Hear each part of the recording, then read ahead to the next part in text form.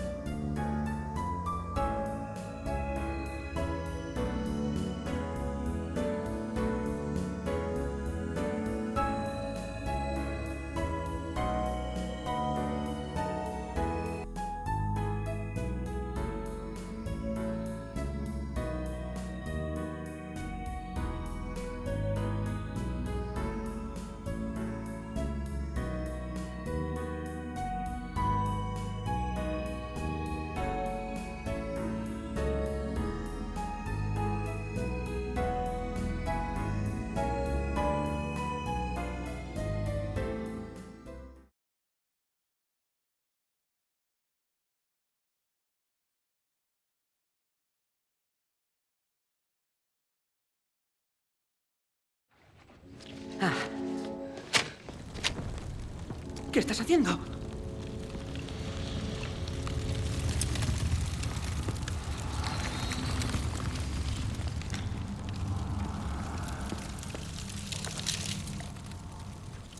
Extiende la mano, Frodo. Está frío.